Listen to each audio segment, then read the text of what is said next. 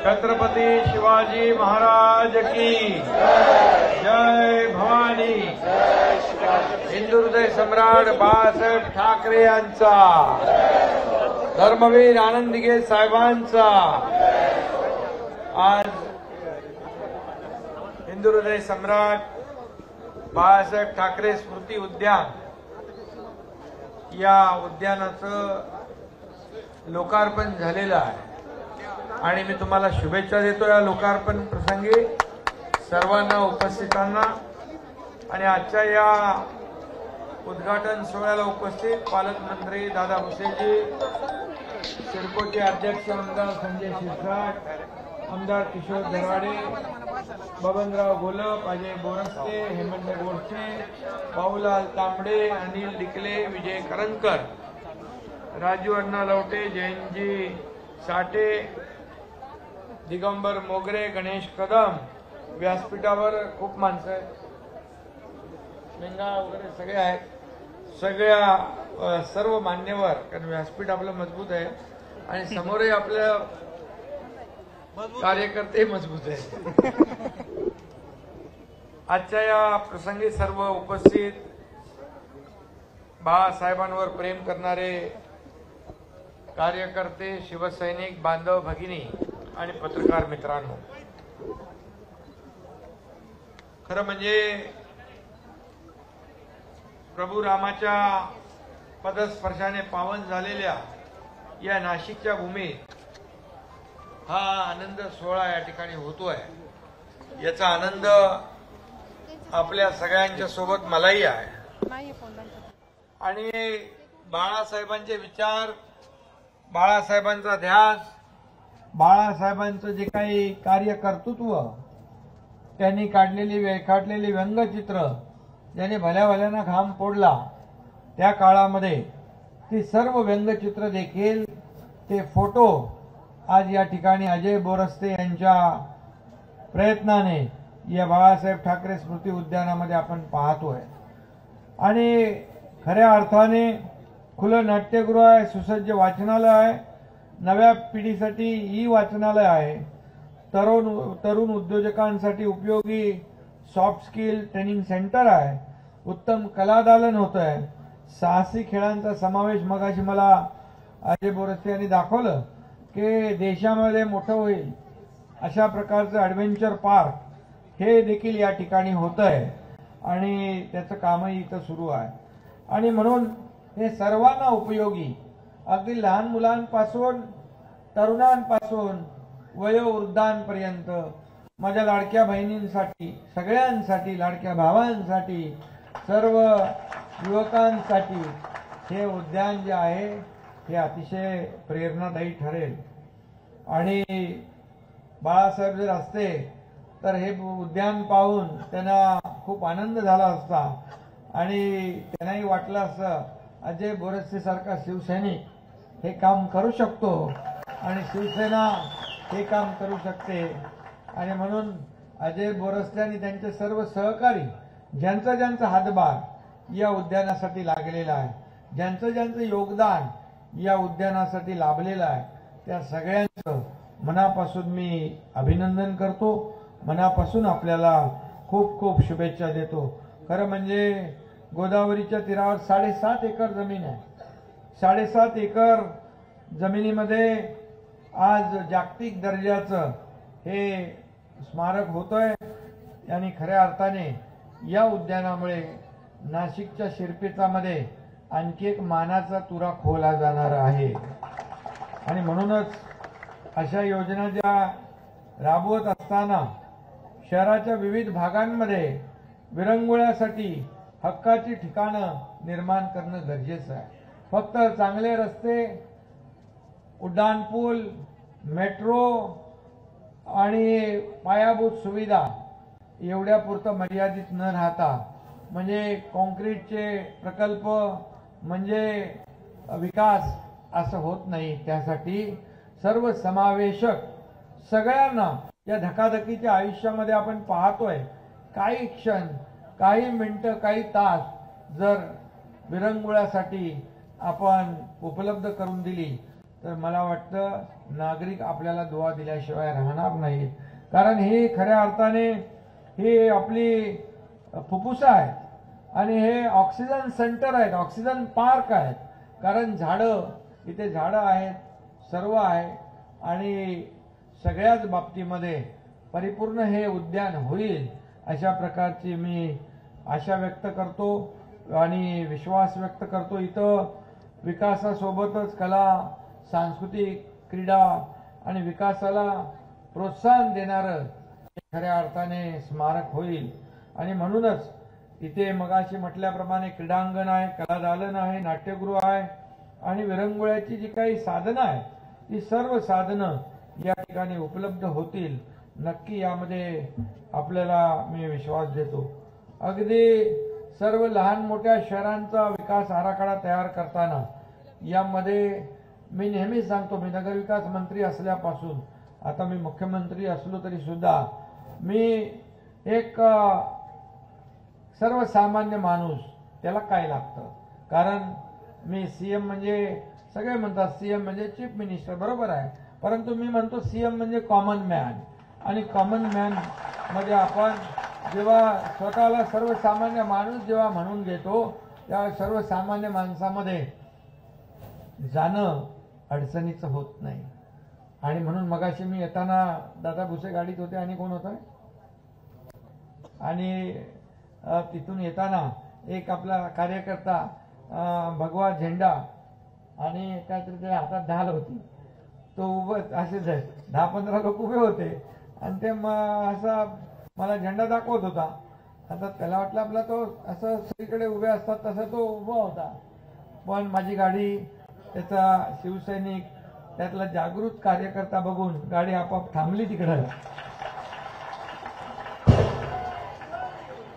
आणि तो कार्यकर्ता मला म्हणाला, सगळे लोक बोलतात एवढं काय कार्यकर्ता काम करतो शिवसेनेसाठी मनापासून रात्रंदिवस, तुला कोण विचारतंय. त्याला म्हणालो तुला एकनाथ शिंदे तुला विचारतोय म्हणून उभा राहिला.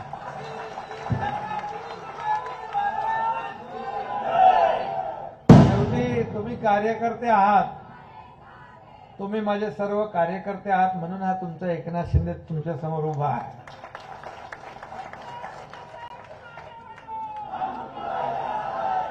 आणि म्हणून सर्वसामान्यांचं सरकार आपण म्हणतो ते यासाठीच की सर्वसामान्यांमधला जेव्हा मुख्यमंत्री होतो तेव्हा सर्वसामान्य जे आहेत ते आपला सर्व म्हणजे संपूर्ण महाराष्ट्र, आता माझं कुटुंब, माझी जबाबदारी एवढं नाही आहे, आता अख्खा महाराष्ट्र माझा परिवार आहे. आणि बाळासाहेब म्हणायचे कार्यकर्त्या घरात नाही तर कार्यकर्ता लोकांच्या दारात शोभून दिसतो, कारण सेवा करायची असते, लोकांचं काम करायचं. आणि म्हणूनच मी आपल्याला सांगतो की जेव्हा आपल्याला एखादं जबाबदारीचं पद मिळतं, या राज्याचं प्रमुख पद मिळतं, नगरविकास मंत्री होतो त्यावेळेस मी खूप काम केलं. नगरविकास विभागामध्ये अनेक नियम बदलून टाकले, जे लोकांच्या हिताचे निर्णय घेतले. नियम काय कागदावर ठेवण्यासाठी नसतात, नियम राबवण्यासाठी असतात, नियम लोकांच्या फायद्यासाठी असतात. त्यासाठी कायदा आवश्यक पडला तर बदलावा लागतो, नियम बदलावे लागतात. ते या एकनाथ शिंदेने बदलले. आणि म्हणून आपल्याला सांगतो जेव्हा गरज होती त्यावेळेस सरकार बदलण्याची गरज होती तेव्हा एकनाथ शिंदेने सरकार देखील बदलून टाकलं. तर बाळासाहेबांचा, धर्मवीर आनंदीगे साहेबांचा शिवसैनिक आहे. आणि म्हणून माझ्यासोबत त्यावेळेस दादा भुसे मंत्री होते, अनेक मंत्री होते, संजय शिरसाट आमदार आणि अनेक लोक. त्यांनी काही विचार केला नाही. लोक सत्तेच्या दिशेने जात असतात, आम्ही सत्तेच्या विरुद्ध दिशेने उतरलो, कारण आम्ही 7-8 मंत्री होतो. आम्ही विचार केला नाही मागचा पुढचा काय होईल, परंतु आम्हाला कळलं की आता निर्णय घेणं गरजेचं आहे. शिवसेना वाचवण्यासाठी, धनुष्यबाण वाचवण्यासाठी, शिवसैनिकाचं खच्चीकरण थांबवण्यासाठी आम्ही धाडस केलं आणि उठाव केला आणि तो सर्वसामान्य लोकांनी स्वीकारला. आणि आमच्या पाठीशी आज हजारो लाखो कार्यकर्ते आज या महाराष्ट्रातून येतात. याचं कारण अजय बोरसे यांनी सांगितलं, भूमिपूजन. अरे आपला सरकार, असताना बाळासाहेबांच्या स्मारकाचं भूमिपूजन करू शकत नाही. याच्यापेक्षा काय असू शकतं? त्यामुळे हा एकनाथ शिंदे शिवसैनिक आहे, हे बाकी सगळं बाजूला करायला लागतं आपल्याला. आणि बाळासाहेबांच्या बद्दल तर कुठली तडजोड कधी आम्ही केली नाही, करणार नाही. आणि म्हणून अजय बोरस्ते यांचं अभिनंदन मी यासाठी करतो. त्यांनी सांगितलं की मी यामुळे हे जे आज एकनाथ शिंदेनी त्यावेळेस केलं, धाडस दाखवलं, त्यासाठी त्यांच्यासोबत आहे. कारण हा मला काही वैयक्तिक स्वार्थ नाही. मला काय मिळेल यापेक्षा मी समाजाला काय देणार आहे, मी या देशाला काय देणार, राज्याला काय देणार आहे, हे पाहून आम्ही काम करणारे लोक. ही देना बँक आहे, लेना बँक नाही.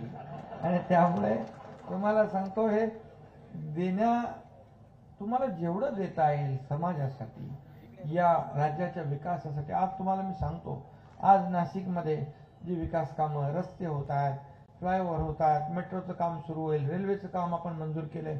पुणे असेल, नाशिक असेल, ठाणा असेल, मुंबई, रायगड, संपूर्ण महाराष्ट्र, नागपूर मुंबई समृद्धी महामार्ग, असे अनेक प्रकल्प आपण केले.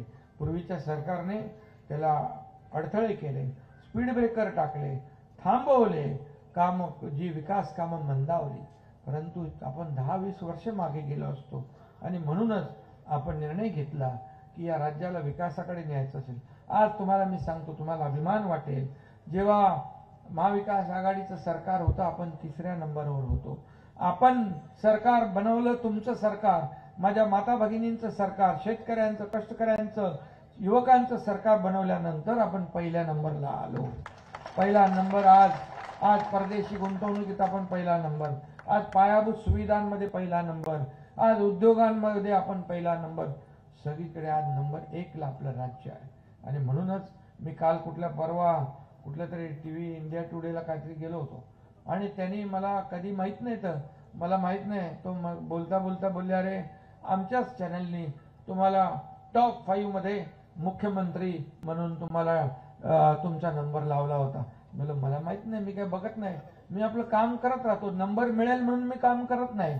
नंबर मिळू नाही मिळू, लोकांचं 1 नंबरचं काम आपण करायचं असतं. काही लोकांचं गरीबासून नंबर मिळतात, आता ते कसे मिळतात माहित नाही. आता इथं मग असे चित्र पाहिलं, मी अजयला सांगितलं की अजयला जाऊ दे, अजयला सांगतो की अजयला मगाशी मी म्हणालो, बाळासाहेबांचे फोटो बघितल्यानंतर जुनी आठवण येते. बाळासाहेबांसोबत आपण काम केलेले, आपण किती भाग्यवान आहोत, जे बाळासाहेबांकडे मातोश्री, अख्खं दिल्ली, पूर्ण कुठलीही लोक मातोश्री द्यायची. आज बघितले ते फोटो, सगळे सर्व क्षेत्रातले. पण आजची काय परिस्थिती, आपल्याला सगळीकडे उठून फिरावं लागतं, दिल्लीपासून गल्लीपर्यंत. पण बाळासाहेब होते तेव्हा सगळे दिल्ली सकट देशातले, जगभरातले लोक बाळासाहेबांकडे यायचे. हे त्यांचं मोठेपण होतं, हे त्यांचं कार्य होतं, हे उत्तुंग त्यांची भरारी होती. आणि म्हणून मी पाहिलं की त्याच्यामध्ये बाळासाहेब एक आंदोलन करताना त्यांचा एक फोटो आहे. कारण बाळासाहेब आंदोलनात स्वतः उतरायचे. तुम्ही आंदोलन करा, मी पाठीमाग बसतो, असं कधी केलं नाही त्यांनी. बाळासाहेबांनी आंदोलनात प्रत्यक्ष उतरले, पोलीस स्टेशनला देखील गेले. कार्यकर्त्याच्या मागं कसं उभं राहायचं हे बाळासाहेबांकडून आपण शिकलं पाहिजे. त्यांचा आदर्श जो आहे, शेवटी कार्यकर्ता हा जपला पाहिजे. ही ताकद काय, कार्यकर्ता आहे तर तुम्ही आम्ही आहोत. कार्यकर्त्या बिना आता 50 आमदार सोबत आले, बाळासाहेबांचे विचार घेऊन पुढे आलो. आता राहिलं काय, 50 आमदार आल्यानंतर सरकार बनलं. या लोकशाहीमध्ये बहुमताला महत्व आहे. आणि सरकार झालं, आणि सरकार झाल्यानंतर आज जे निर्णय घेण्याची संधी मला मिळाली. मी देखील गरिबी पाहिली आहे, मी देखील शेतकऱ्याचा मुलगा आहे. गरीब परिवार, माझी आई कसं प्रपंच चालवायची, तेव्हाच मी विचार केला होता, जेव्हा माझ्या हातात सत्ता येईल त्यावेळेस माझ्या लाडक्या बहिणींसाठी, लाडक्या मातांसाठी, लाडक्या भावांसाठी, लाडक्या शेतकऱ्यांसाठी मी निर्णय घेईन. आणि हे आता लाडक्या बहिणींसाठी घेतलाय, लाडके भाऊ आहे, युवा प्रशिक्षण योजना, प्रशिक्षण भत्ता, स्टायपंड देणारं देशातलं पहिलं राज्य आहे आपलं, पहिलं राज्य आहे. मुलींना आता डॉक्टर व्हायचं, इंजिनियर व्हायचं, वकील व्हायचं, चिंता नाही. ती चिंता सरकारने घेतलेली आहे. सरकारने त्याचं सगळं जबाबदारी उचललेली आहे. आज कोणी आजारी पडला, काही झालं तर काय होणार, कसं होणार, कसं ऑपरेशन होणार, बिलकुल चिंता नाही. 1.5 लाखाचं महात्मा ज्योतिबा फुले आम्ही 5 लाख केले, त्याच्यामध्ये अटी शर्ती काढून टाकल्या.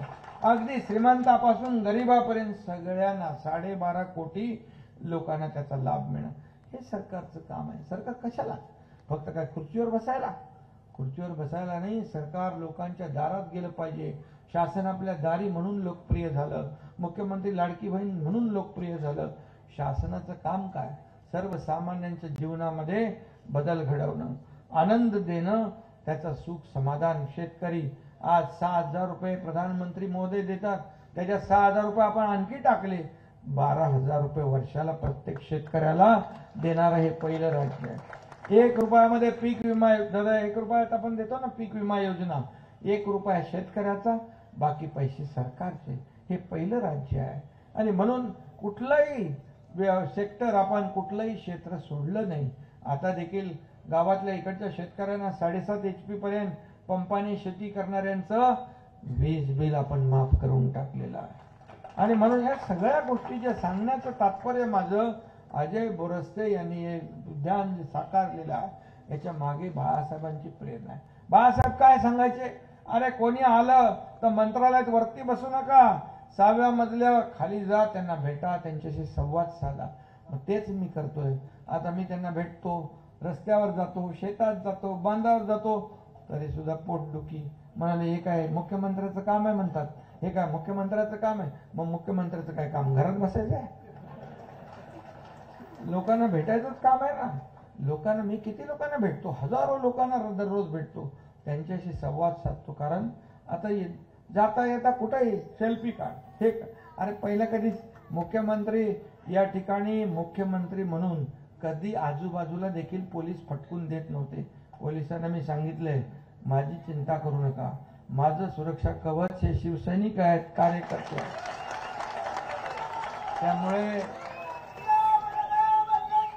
त्यामुळे आपल्याला मी एवढंच सांगतो की आपण जे सिडकोचं फ्री होल्ड जमीन आहे ना, फ्री होल्ड जमीन संजय शिरसाट घर सिडकोतली घरं जी आहेत ती फ्री होल्ड करायची आहेत, तर तुम्ही तो प्रस्ताव तात्काळ आणा आणि तो मंजूर करून घ्या. दुसरं, घरपट्टीचा जो विषय आहे, निवासी, व्यापारी आणि उद्योग, घरपट्टी लवकरच तुम्हाला गुड न्यूज देऊ आणि आपल्याला ती देखील जी मागणी आहे ती देखील आपण मान्य करू. आणि त्याचबरोबर व्हर्च्युअल काय सांगितलं मगाशी तुम्ही, व्हर्च्युअल म्हणजे बाळासाहेबांचे ते होलोग्राम सारखं जे असतं त्यामध्ये, आणि ऑडिओ व्हिज्युअल जे आहे त्याला 10 कोटी रुपये, तुम्हाला 10 कोटी रुपये त्याला देण्या जी मागणी आहे ते 10 कोटी रुपये देखील अजय तुम्हाला दिले जातील, ती काळजी करू नका. त्याचबरोबर बघून सावरकर, स्वातंत्र्यवीर सावरकरांचं जे काही जन्मगाव आहे विजय आप्पा, आणि म्हणून आपण जे काही तिथं तुमचीच आहे ना ते काहीतरी कमिटी नगरपालिका, आणि त्यासाठी देखील आपण 40 कोटी मंजूर केलेले आहेत. त्यातले 15 कोटी रुपये आपण ऑलरेडी दिलेले आहेत, तो देखील निर्णय घेतलाय.